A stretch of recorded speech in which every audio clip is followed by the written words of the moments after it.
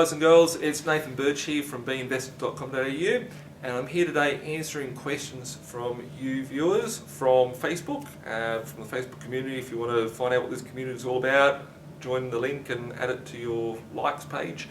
Today I'm answering a question from Steve Waller Braford.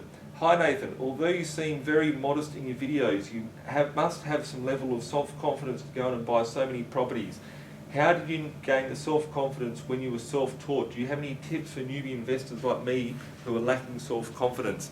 I normally keep the videos up this way when I'm doing videos. I don't normally put the videos down here, but I think that when being a property investor, I think a lot of my stuff has been from having a big set of balls to make the decision to buy a property, and there is a lot of risk around building a property portfolio, but there's a lot of educated and calculated risks in doing that. And for me, when making a decision on a property, people buy properties all the time, there's nothing to be scared of. But for as an investor, I always made sure that I bought the properties that were below market value, because then if I did my ass, I could sell the property and make money and make profit on a property that I could fall over on.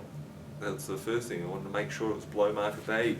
Second thing, make sure it's got a good cash flow. If everything else fails, you've got a tenant in it, it's paying the rent, it's looking after itself, you've got no job, there's things going on around you, you've got cash flow coming in to pay for the property, and it's not going to impact and play an impacting fact negatively on your lifestyle, and having the room for upside for growth, so you can have growth going all along. If the property ticks those three boxes, and it's something that gives me confidence in, and it's something I've worked as a rule stick from day one.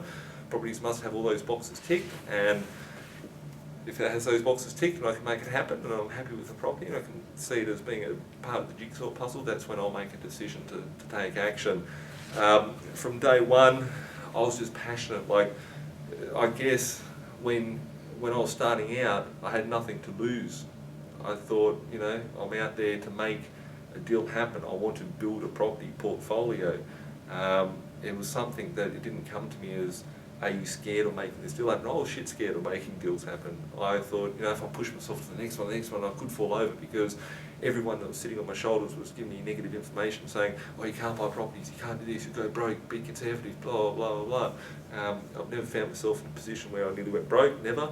I've never made a bad decision on property investing. I've always made profit on the properties that I've invested in, and I've never sold anything for a loss.